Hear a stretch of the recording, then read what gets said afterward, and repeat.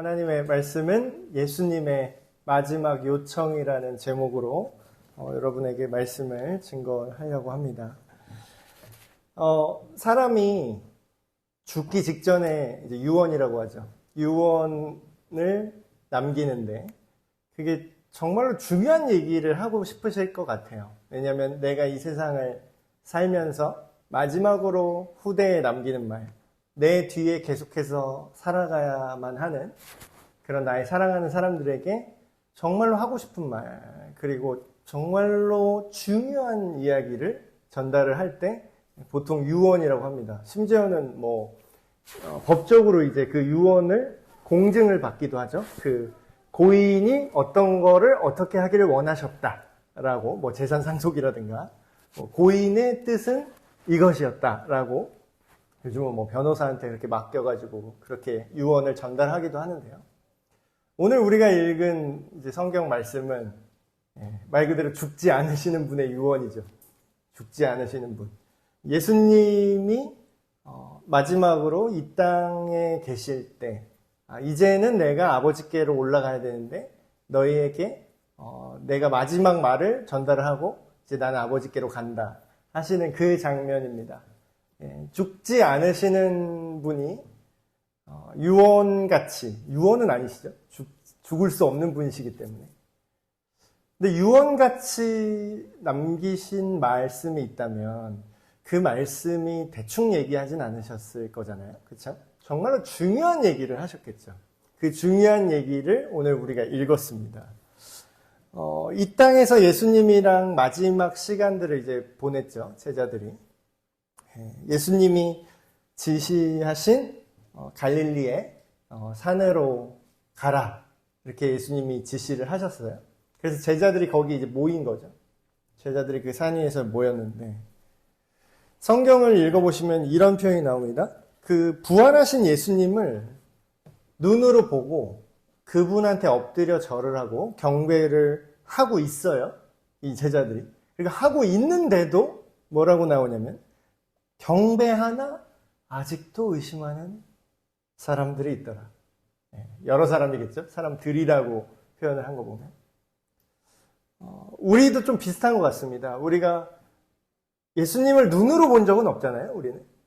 근데 이 당시 예수님을 만났던 이 11명의 제자, 한 명은 이제 죽었죠. 스스로 생을 마감했는데.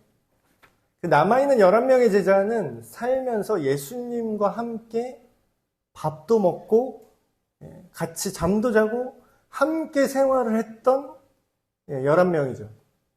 근데 그렇게 직접 눈으로 보고 직접 눈앞에서 예수님이 일으키신 기적도 보고 직접 예수님이 하신 말씀을 생귀로 들은 사람들조차 어떻게 나오냐면 눈으로 보는데도 긴가민가한 거예요. 이분이 지금 어쩌려고 이러시지? 이런 거 보면 우리도 하물며 우리는 어떨까요? 직접 눈으로 본 사람은 내가 눈으로 보면 믿겠습니다 이러죠. 우리가 쉽게. 근데 지금 성경의 기록을 보면 예수님을 눈으로 보고 함께했던 사람들조차 그분의 의중을 알지 못하는 거예요. 도대체 어쩌려고 이러시나. 확신이 없는 거죠. 예수님과 함께했던 많은 시간이 있었음에도 불구하고 어리둥절하고 있어요, 지금. 그러니까 어떻게 살아야 되죠? 이제 어떻게 해야 되죠, 예수님? 근데 그런 제자들에게 예수님이 방향을 잡아주십니다. 예수님이 이런 얘기를 하세요. 하늘과 땅의 모든 권세를 내게 주셨다. 하나님 아버지께서. 그러므로 너희는 가서 하고 이렇게 명령을 하시는 거죠. 이야기를 하시는 거예요. 하늘과 땅의 모든 권세가 지금 예수님께 주어졌다라고 얘기를 하시는데 이게 뭘까요? 하늘과 땅의 모든 권세. 천주교에서는 그런 얘기를 하더라고요. 예수님이 어떤 천국 열쇠를 베드로에게 줬다. 그래서 베드로가 초대 교황이니까 교황을 통해서 구원의 길이 열리고 닫힌다.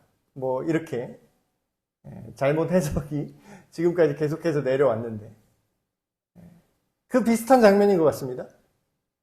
하늘과 땅의 모든 권세가 예수님 자신에게 주어졌다고 얘기하시고, 그러므로 너희는 하면서 뭔가 권한을 지금 제자들한테 전달을 해주고 계세요. 이건 뭘까요? 하나님께 무슨 권한을 받으셨다라는 거죠. 근데 이 권한이 뭔지를 알려면 예수님이 십자가를 지신 게 무슨 의미가 있는지를 알면은 이 권한을 우리가 알 수 있습니다. 예수님이 십자가에서 죽으시고 지금 부활하신 다음에 이야기를 하는 거죠. 제자들에게. 예수님이 십자가에서 달려서 돌아가실 때 마지막에 또 이런 말씀을 하셨죠. 다 이루었도다. 뭘 다 이루었다는 얘기일까요? 예수님이. 무엇을? 도대체 뭘? 우리는 성경을 전체를 읽어보신 분들은, 특별히 복음이 무엇인지 그걸 들어보신 분들은 이 예수님의 권한이 무엇인지를 아실 수 있습니다. 십자가로 완성된 권한이라는 건 뭐냐면요, 아주 쉽게 말하면 이런 겁니다. 누구든지 이 십자가에서 나를 위해서 대신 죄를 짊어지셨다라는 것을 믿으면 누구든지 하나님 나라에 갈 수 있다. 간다뿐만 아니라 하나님 나라를 지금 누릴 수 있다. 하나님처럼 다스리는 그 삶의 기준이 나를 움직이게 될 것이다. 이게 놀라운 권세죠. 누구든지 예수님을 믿고 받아들이면. 근데 이런 얘기를 하면은 사람들이 잘 생각을 못 하시더라고요. 예수님을 믿는다라는 게 도대체 뭘까요? 예수님을 뭘 믿으세요? 예수님 믿어요. 이런 얘기는 쉽게 할 수 있는데 구체적이지가 않습니다. 예를 들어서 여러분들이 저는 목사님을 믿어요. 나는 심도 아니는 사람 믿어. 이렇게 얘기하잖아요. 그럼 뭘 믿는다는 거죠? 저의 뭘 믿는다는 거예요? 누구를 믿는다고 할 때는 그 범위를 정확하게 우리가 이해를 해야 뭘 믿는지를 알 수 있습니다. 예수님 믿고 구원받으세요. 이렇게 얘기를 하는데 그 믿음이 뭘까요? 예수님이 누구라고 생각을 해야 된다는 거죠. 예수님은 하나님이시고 그 하나님이 우리를 위해서 대신 죄값을 치르셨고, 그러기에 우리는 누구든지 예수님 십자가를 지신 예수님을 믿으면, 그 사실을 믿으면, 그분의 존재를 인정하고 나의 주인으로 받아들이면, 받아들였으면 좋겠네요. 소리 봄이도. 그러면 누구든지 하나님의 생명 안에서 살아갈 수 있다. 하나님의 생명 안에서. 이게 가장 큰 권한이 아닙니까? 하늘과 땅의 모든 권세가 있다라는 게 내 맘대로 이 세상을 좌지우지한다고 생각하기 쉽습니다. 근데 하늘과 땅의 모든 권세가 원하는 게 뭘까요? 하나님 아버지께서 하늘과 땅의 모든 권세를 갖고 계시잖아요. 근데 그 모든 권한이 있는 그 전능한 하나님이 원하시는 게 뭘까요? 우리는 몰랐잖아요. 근데 성경을 보니까 하나님이 원하는 게 되게 간단하시더라고요. 우리가 다시 하나님을 사랑하게 되는 것. 다시 그 사랑 안으로 들어와서 그 하나님의 사랑의 기준으로 우리가 살아가는 것. 죽은 다음에 천국이라는 어떤 공간에 가는 차원이 아니라, 물론 그렇기도 합니다만, 내가 믿을 때에 내가 이 예수님이라는 믿음의 대상, 믿음의 통로, 믿음의 근거, 이런 것을 가지고 우리 한 사람 한 사람이, 모든 사람이 이 세상을 아름답게 살아낼 수 있는 것. 이게 엄청난 권세죠. 여러분, 한 사람이 변화되면은 한 사람이 갖는 힘은 엄청납니다. 그런 얘기가 있잖아요. 한 사람을 살린 것은 하나의 세계를 구한 것이다. 그 사람이, 내가 살린 그 사람이 어떤 가능성을 갖고 있을지 우리는 모른다는 거죠. 내가 아무 생각 없이 한 사람을 살렸는데 그 사람이 엄청난 과학자였어. 김연아 씨였어. 뭐 손흥민이었어. 그러면 그 사람이 갖고 있는 가치는 엄청난 거잖아요. 근데 하나님께서 여기 있는 우리 이 세상에 있는 모든 사람들을 살릴 수 있는, 회복시킬 수 있는 그런 엄청난 권세가 예수님께 주어졌다라는 거죠. 그러므로 성경에서 그러므로가 나오면 그걸 잘 이해하셔야 됩니다. 되게 중요한 얘기가 나온다는 뜻이거든요. 이런 모든 권세가 예수님께 주어졌대요. 그러므로, 그러니까 너희는 가서 모든 세상 사람들로 하여금 나의 제자를 삼고 아버지와 아들과 성령의 이름으로 그들에게 세례를 베풀라 그래요. 세례 받으신 분도 있고 여기서는 세례를 아직 안 받으신 분, 못 받으신 분도 있을 텐데 세례가 우리를 구원할까요? 세례가 무슨 뜻이냐면요. 원래는 이제 물속에 들어갔다 나오는 그런 의식이었는데 원래의 의미를 말씀드리면 내가 물속에 잠겨서 하나님을 떠나 살았던 무엇이 선하고 무엇이 악한 것인지를 내 맘대로 생각했던 그 악한 내가 죽고 물 밖으로 다시 올라올 때는 십자가에서 죽으시고 부활하신 예수님처럼 예수님과 함께 나는 부활했다라는 의미입니다. 그러니까 세례라는 건요, 내가 경험하는 복음인 거예요. 복음을 내가 죄인이고 하나님의 생명으로 이제 살겠습니다라는 그런 고백이 대외적으로 이루어지는 거죠. 다른 사람한테 보여주려고 하는 것도 있는데 나 자신에게도 보여주는 거죠.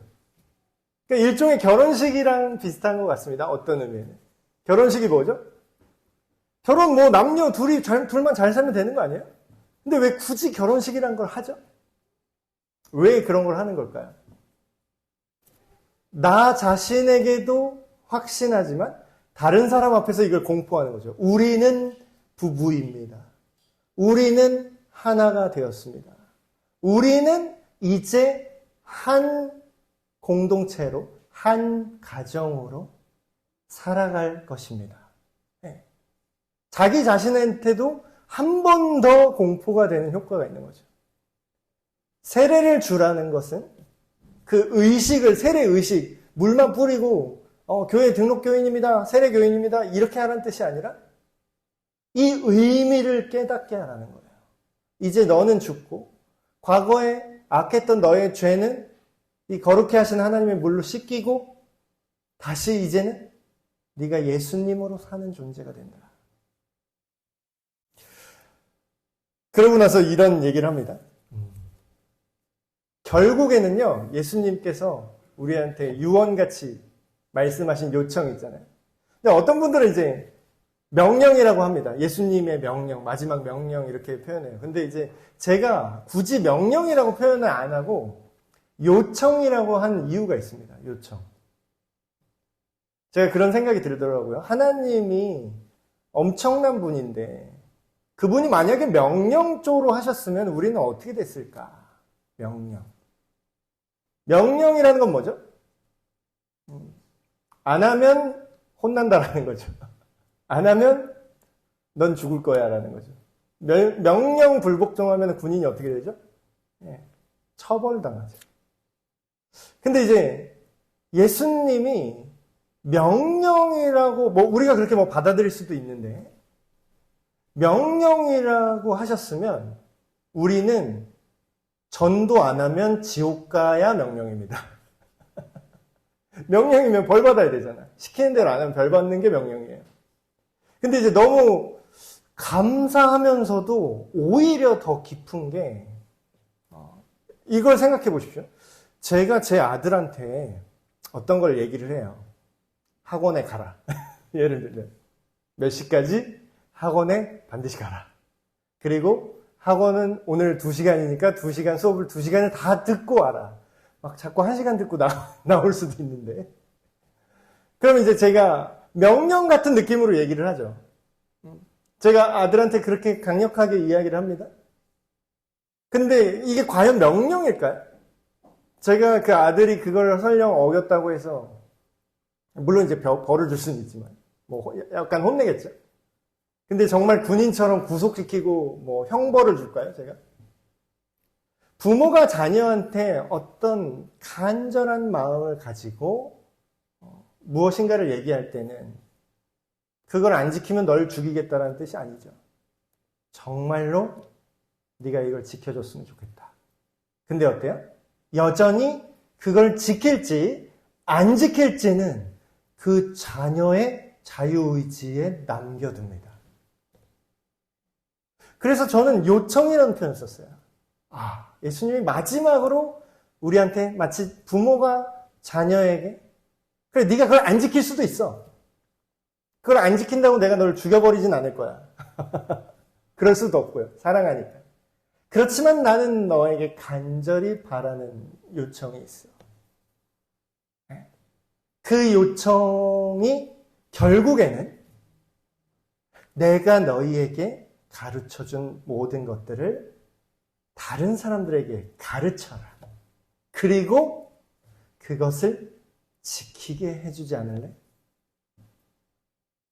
이게 마치 유언과도 같은 예수님의 간절한 요청이죠. 명령 아니니까 안 지켜도 될까요? 명령은 아니니까. 다른 이단 사이비 이런 종교들을 보면은 정말 미친 듯이 전도를 합니다. 정말로 엄청나게 전도를 하고, 막 시나리오까지 써요. 그래서 연기까지 해요. 막 동선 짜가지고, 배역 1, 2, 3 해가지고, 한 명을 자기네로 끌어들이려고 그 상황 설정을 해요. 카페에서 가다가, 우연히 만났어. 이분이 그분이셔. 막 이러면서. 진짜로 그래요. 되게 웃기죠? 진짜 연기를 한대. 대본 써서 연습해서 그걸 해요. 엄청나게 자기네 종교로 끌어들이는데 엄청난 열정과 노력을 보이죠. 왜 목사님 기독교는 왜 그렇게 안 그러죠? 기독교는 왜 이렇게 죽기 살기로 그렇게 하셨으면 신천지 이겼을 거잖아요. 왜 현실은 신천지에 다 뺏기고 있는 거죠? 신천지는 명령이거든요. 걔네는 그거 안 하면 지옥 가거든. 그러니까 그건 뭐죠? 정말 하나님이 우리를 지으신 창조주라면, 아버지라면, 부모의 심정으로 우리에게 그러나 간절히 바라는 것을 정말 간절하게 요청하시는 거죠. 얘들아, 내가 이제 다시 하나님 아버지께로 가야 되는데, 내가 너희에게 진짜 강력히 요청하는 게 있다. 내가 정말 너희에게 원하는 게 있어. 우린 맨날 이런 생각하잖아요. 교회에 오래 다니신 분들, 신앙생활 하다가 조금 이제 헤매시는 분들, 누구나 그럴 때가 있죠. 그럴 수가 있는데. 근데 그러면 이렇게 얘기를 해요. 그런 생각을 꼭 하십니다. 주님, 저는 어떻게 살아야 되나요? 저를 어디로 부르셨나요? 저희 직장 이거 어떻게 할까요? 저희 사업 지금 이렇게 문제가 생겼는데, 저 가정 지금 이렇게 문제가 생겼는데, 어떻게 할까요?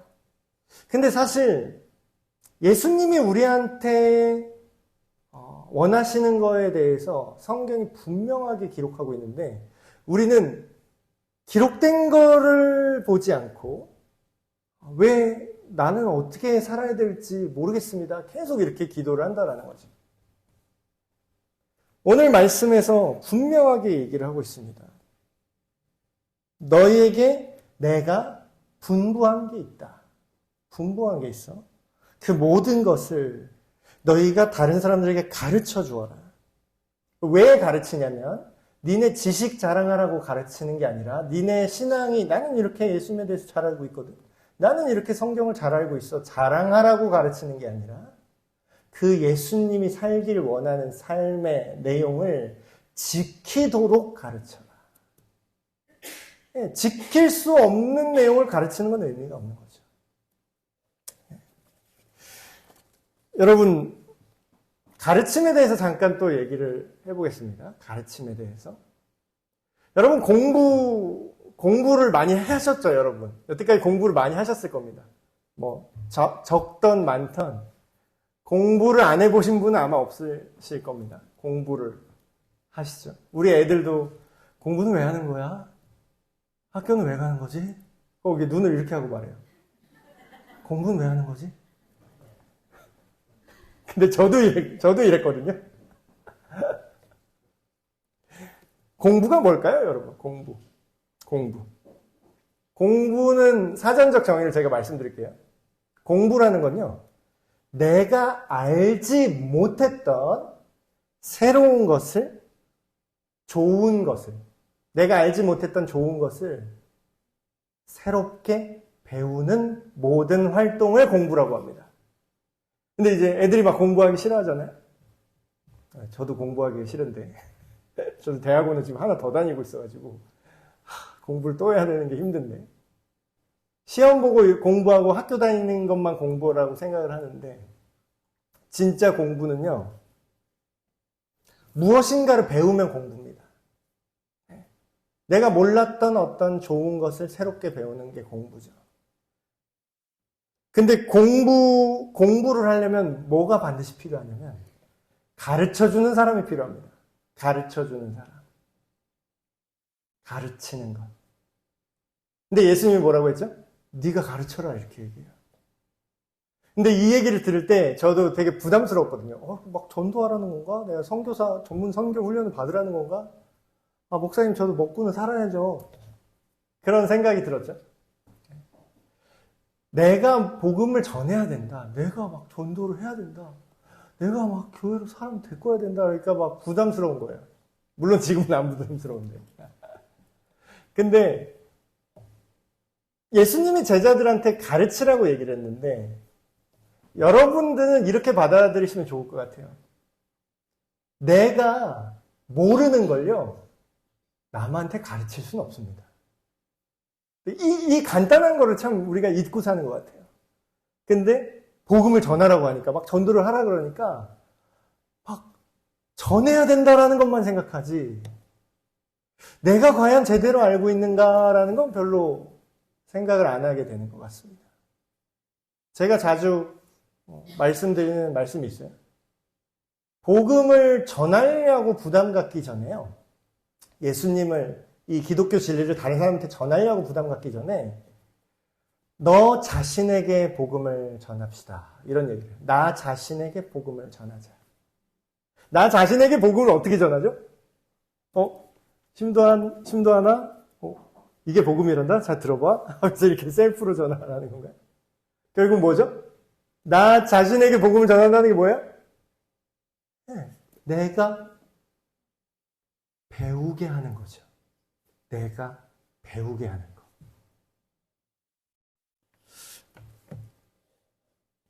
여러분, 예수님이 제자들한테 분부했던 모든 것들을 우리가 잘 알고 있을까요? 물론 대충은 다, 성경 다 읽어보셨으니까 대충은 아실 겁니다. 근데 저도 이제 가르쳐 보니까 깨달은 게 있는데, 남을 가르치려면요, 내가 잘 알고 있어야 됩니다. 내일 또 이게 스승의 날인데, 저도 교수님한테 또 이제 스승의 날 카네이션 이제 준비해서 가야 되거든요. 내가 모르는 걸 가르칠 수는 없더라고요. 그래서 제가 정말 많이 배운 게, 어떨 때 많이 배웠냐면, 다른 사람을 가르쳐야 된다라고 생각하고 제가 그걸 준비할 때 제가 너무 많이 배웠어요. 그래서 많은 것을 계속 교리반도 제가 이제 나누잖아요, 여러분한테. 그러면서 제가 계속 배웁니다. 여러분, 예수님의 말씀, 예수님이 누구신지, 예수님이 뭘 원하시는지 우리가 과연 잘 알고 있을까요? 교회를 다니는 우리가 잘 알고 있을까요? 아니에요. 생각보다 그렇게 잘 모릅니다. 그래서 우리는 항상 배워야 되는 거죠. 성경 말씀을 읽고 그 뜻을 항상 궁금해해야 되는 거죠. 결국은 예수님이 원하는 게 한마디 더 뭐냐? 이거예요. 가르쳐서 지키게 하는 거. 그러니까 지키지 못하는 거 여러분 많이 보이고 있죠. 우리 주변에. 교회 다니는 사람은 많은데 예수님이 하신 말씀대로 지키며 사는 사람은 교회 다니는 사람 숫자보다 엄청나게 적습니다. 그렇다는 건 뭐예요? 네. 우리가 배움이 이루어지지 않고 있다는 거죠. 예수님이 이런 얘기를 하십니다. 이 얘기를 하는 거예요. 내가 너희에게 분부한 모든 것을 가르쳐 지키게 하라 해놓고 어떤 얘기를 하시냐면 내가 세상 끝날까지 너희와 함께 있을 거야. 내가 너희를 떠나지 않을 거야. 신앙생활을 오래 하신 분들도 때때로 이런 마음이 드실 때가 있어요. 하나님 어디 계시나요? 왜 나를 떠나신 것 같죠? 왜 나에게서 멀어지신 것 같아요? 내가 기도해도 응답하지 않으시고, 내가 불러도, 찬양을 불러도 감흥이 없고, 성경을 읽고 싶지 않아지고, 너무 익숙한 일인가요? 그럴 때가 있잖아요. 그럴 때마다 이제 이렇게 울부짖는 거죠. 주님 어디 계시나요? 주님 어디 계시나요? 근데 우리가 쓰여있는 성경을 잘 보시면 됩니다. 그러니까 우리 느낌대로 하나님을 생각하잖아요. 나한테 내 느낌상 지금 하나님이 나를 좀 미워하시는 것 같고 나를 떠난 것 같고 이렇게 느껴질 때가 있거든요. 근데 그건 내 생각이고요. 실제로 써있는 하나님의 말씀은 예수님이 누구랑 함께 하신다고 하시죠? 예수님이 누구랑 함께 하시나요? 근데 우리와 너희와 함께 한다고 하죠. 근데 그 너희가 누구냐? 그 너희가 정확히 뭐를 하고 있는 나죠? 뭘 하고? 밖에 나가서 나쁜 짓 하고 있는 나와 함께 하시나요? 그러시나요? 아니, 물론 우리가 죄를 지을 때도 우리를 옆에서 진짜 근심하시면서 안타깝게 우리와 함께 하실 수 있죠. 근데 정말로 마음을 다해서 기쁘게 그래 가자 얘들아 가자 이렇게 진짜 함께 하실 때는 언제라는 거예요? 우리가 그분의 말씀을 지키고 가르칠 때 그때 어떻게 한다고요? 내가 세상 끝날까지라도 너희와 함께 있을 거야. 목사님 그러면 전도할 때만 예수님이 같이 있다는 뜻이네요. 그건 아니죠. 우리의 삶의 방향성이 어디인지를 얘기를 하는 겁니다. 삶의 방향성. 여러분 직장, 직업은 다양해요. 하나님께서 그 모든 것을 우리에게 주셨습니다. 근데 중요한 게 있어요. 우리가 어떤 직장을 다니건 어떤 직업을 다니던 우리가 어떤 삶을 살던 제일 중요한 게 있어요. 나 자신에게 예수님을 가르쳐야 된다는 거예요. 나 자신에게 예수님을 잘 가르치면 어떤 일이 벌어지는지 아세요? 나의 생각이 바뀝니다. 생각이 바뀌어요. 전에는 그냥 이 정도는 그냥 관례 아니야? 이 정도는 그냥 거짓말이라고도 볼 수 없지. 이 정도는 그냥 뭐. 근데 어느 순간인가 예수님께 배운 그 가르침이 내 안에서 나를 계속 툭툭툭 쳐요. 그거 아니잖아. 그거는 거짓말 같은데. 그거는 네가 이득을 보려고 이 사람을 속이는 것 같은데. 턱턱턱. 예수님이 가르쳐준 기준이 나를 계속 내 마음속을 인도하는 거죠. 여러분 하나님의 인도함을 받는다는 게 항상 기분 좋을 거라는 건 착각입니다. 엄청난 착각이에요. 여러분이 설교 말씀을 듣다가 보통 사람들은 이렇게 생각해요. 은혜를 목사님 오늘 말씀 은혜 받았습니다. 이렇게 얘기하는 건 뭔가 내 마음이 시원하고 내가 기분이 좋고 내가 감동이 되면 내가 은혜를 받았다고 생각을 하세요. 물론 그게 은혜 받는 채널 중에 하나긴 합니다. 근데 반대의 경우가 있어요. 목사님 설교를 들었는데 기분이 나빠요. 뭐야, 내가 지금 잘못하고 있다는 거야? 뭔가 마음이 불편해졌어요. 이 정도는 괜찮은 거 아니었나? 근데 이걸 예수님이 싫어한다고? 마음이 막 불편해. 근데 여러분, 그것도 은혜 받으신 거예요. 왜 그게 은혜인지 아세요? 부모님한테 혼날 때 기분이 나쁘죠? 어린이 친구들. 근데 부모님이 여러분을 혼낼 때 여러분이 미워서 일부러 그러는 걸까요?